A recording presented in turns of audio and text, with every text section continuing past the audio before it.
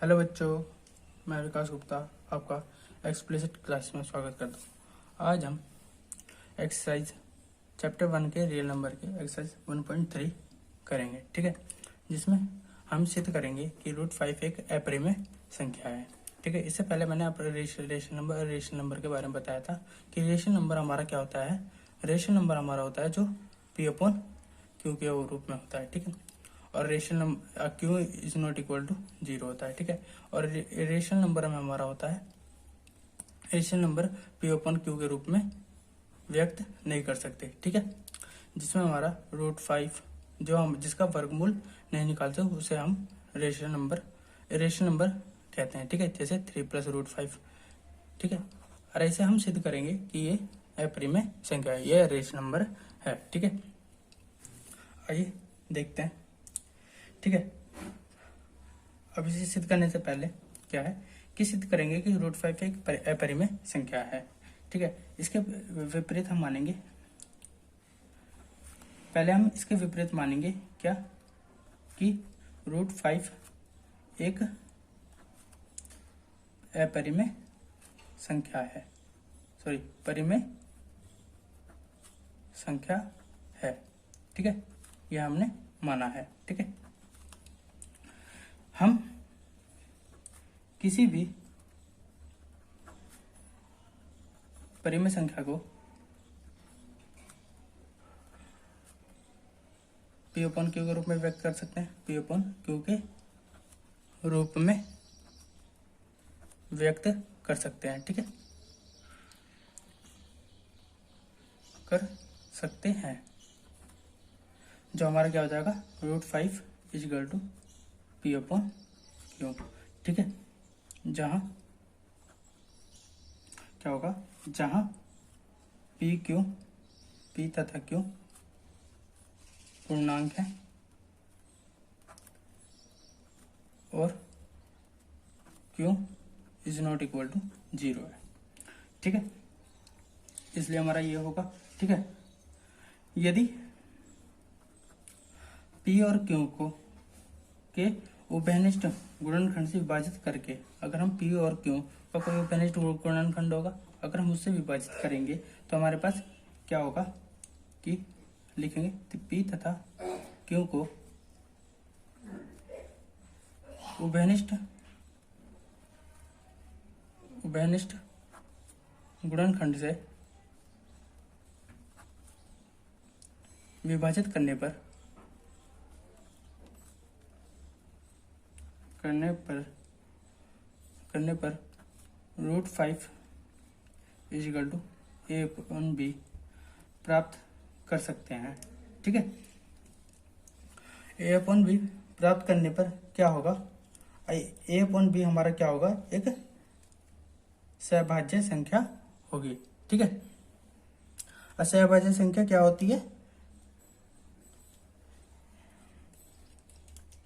क्या होगा कि A/B विभाजित करने पर हमें A/B प्राप्त होता है, जहां A और B क्या हमारे सहअभाज्य नंबर है, ठीक है, सहअभाज्य है। असहभाज्य क्या होती है, इसे हम इंग्लिश में को प्राइम नंबर कहते हैं, ठीक है, को प्राइम नंबर कहते हैं। जो क्या होता है, अगर हम कोई भी दो नंबर जैसे 9 और 16, इन दोनों का एचसीएफ क्या होता है, हमारा 1 होता है, मतलब वह दो नंबर जिसका एचसीएफ 1 होता है वो हमारा सहअभाज्य नंबर होती है, ठीक है। तो लिखेंगे अतः √5 = A/B होगा, ठीक है। और यहाँ से क्या लिख सकते हैं, A = √5B लिख सकते हैं, ठीक है। दोनों तरफ वर्ग कर लेंगे, वर्ग करने पर क्या होगा, 5B² = A² हो जाएगा, ठीक है। और यहाँ पे क्या होगा कि, या फिर इसे हम ऐसे लिख सकते हैं, B² = A²/5, ठीक है। यहाँ 5A² को विभाजित करता है, ठीक है। अतः 5 ए को भी विभाजित करेगा,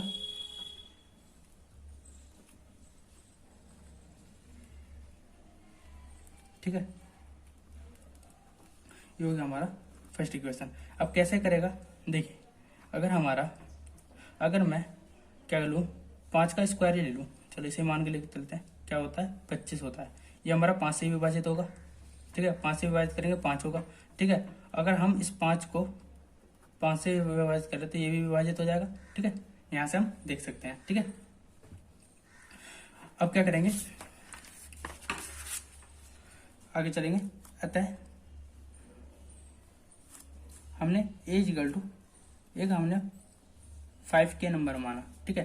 अब क्यों माना, ये हमने माना है क्योंकि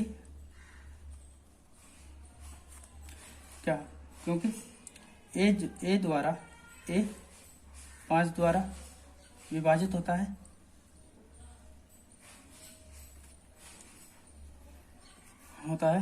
अर्थात इसका मतलब क्या होगा कि ए क्या होगा, ए का 5 कोई गुणनखंड होगा, ठीक है।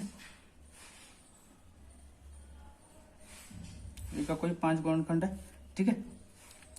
अब क्या होगा, इक्वेशन फर्स्ट है, हमारे पास क्या था 5b square equal to A square आया था, ठीक है। इसमें हम क्या करेंगे, 5b स्क्वायर में ए का मान रख देंगे, क्या 5 के रखेंगे, 5 का इसका स्क्वायर, कैसे, ए इक्वल टू हमने 5 के माना है, ठीक है। अब यहाँ से हम आगे सॉल्व कर लेंगे, तो क्या हो जाएगा 5b स्क्वायर इक्वल टू 25 के स्क्वायर हो जाएगा, ठीक है। अब इसे आगे सॉल्व करेंगे तो क्या हो जाएगा, 5 से 25 का कैंसिल हो जाएगा, तो क्या हो जाएगा बी स्क्वायर इक्वल टू हो जाएगा 5 के स्क्वायर, ठीक है। यहाँ से हम के का मान निकाल सकते हैं, K square equal to B square upon 5 हो जाएगा, ठीक है। यहाँ क्या होगा, 5 बी स्क्वायर को विभाजित करता है, अतः 5 बी को भी विभाजित करेगा,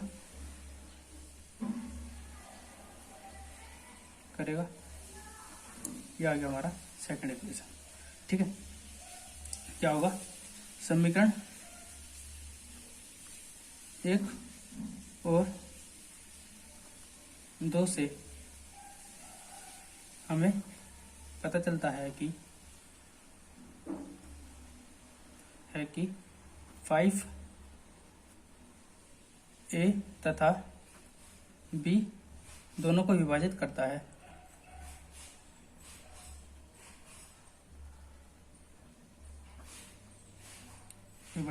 है, जिसमें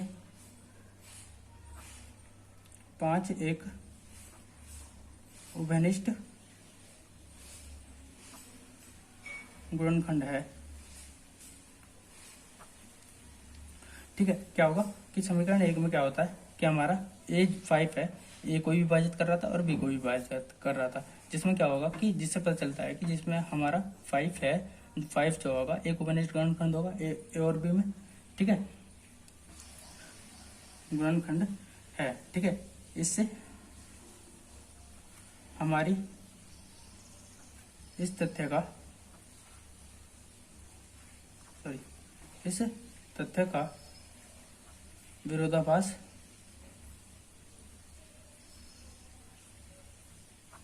प्राप्त होता है। अब क्या विरोधाभास प्राप्त होता है कि ए तथा बी में एक के अतिरिक्त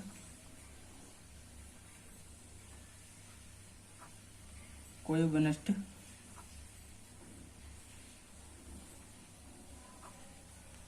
गुणनखंड नहीं है, ठीक है। यह विरोधाभासी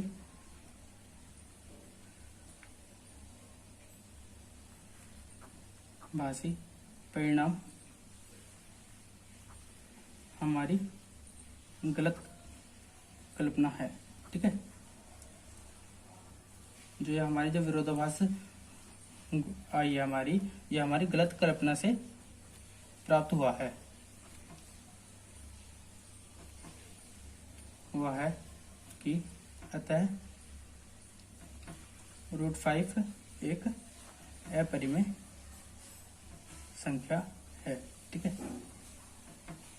ये हमारा यहाँ पे सिद्ध होता है। ठीक है, आइए इसका अगला क्वेश्चन करते हैं। ये हमारा फर्स्ट क्वेश्चन सॉल्व हो गया। अगला क्वेश्चन क्या कहता है, सिद्ध कीजिए कि 3 + 2√5 एक अपरिमेय संख्या है। ठीक है, इसमें भी यही करेंगे कि इसके विपरीत मानेंगे। इसके विपरीत माना कि 3 + 2√5 एक परिमेय संख्या है।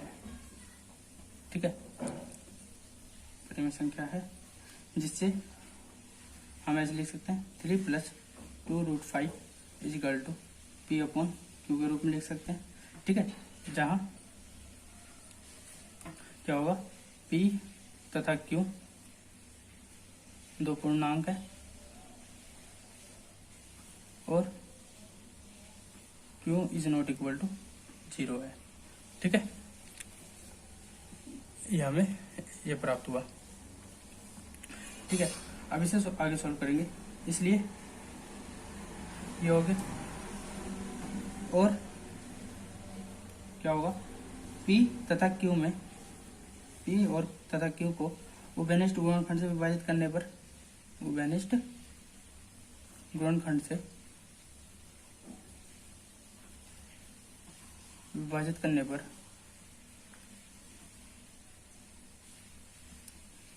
पर एक सहअभाज्य संख्या प्राप्त होती है। क्या, 3 + 2√5 = A/B। अब यहाँ पे जहाँ A तथा B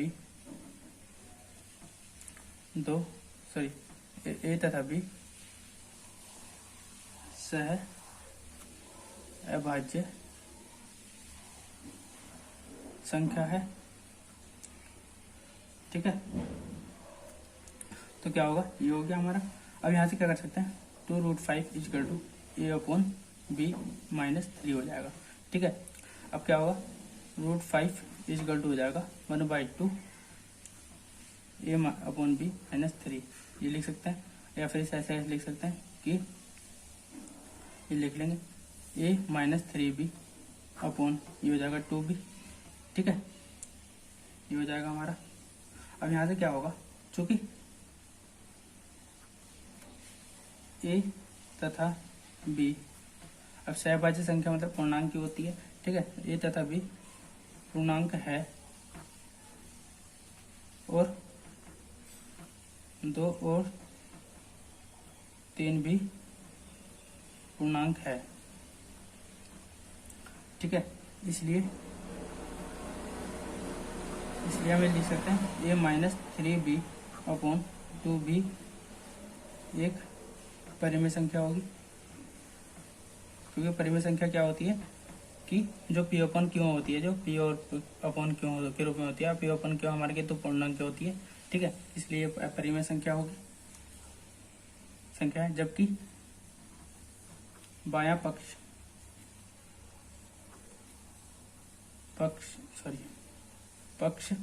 क्या हमारा, √5 एक अपरिमेय संख्या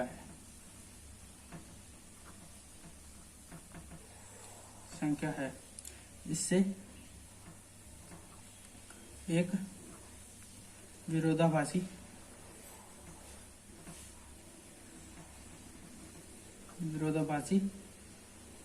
परिणाम प्राप्त होता है। ठीक है, क्योंकि हमारा दायां पक्ष परिमेय संख्या और बायां पक्ष अपरिमेय संख्या आ रही है, तो इससे हमारे एक विरोधाभासी परिणाम प्राप्त होता है। ठीक है, होता है कि √5 एक परिमेय संख्या है।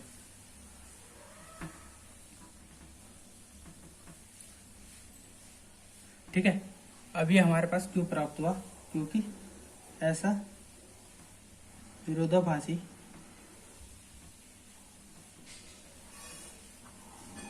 परिणाम हमारी गलत कल्पना से प्राप्त हुई है, कल्पना से प्राप्त हुई है कि 3+2√5 एक परिमेय संख्या है। ठीक है, क्या होगा, अतः 3+2√5 एक अपरिमेय संख्या है। ठीक है, ये हमारा यहाँ पे सिद्ध होता है कि 3+2√5 एक अपरिमेय संख्या है। ठीक है, आज के सेशन हमारा यहीं समाप्त होता है। ठीक है, थर्ड क्वेश्चन हम अगले सेशन में समाप्त करेंगे। ठीक है, अगर आपको यह क्वेश्चन समझ में आया हो तो लाइक, कमेंट, शेयर और सब्सक्राइब जरूर करें और अपने दोस्तों में भी सब शेयर करें कि जिससे कि उन्हें भी आसान तरीके से क्वेश्चन करने के सही लाभ मिल सके। ठीक है, धन्यवाद।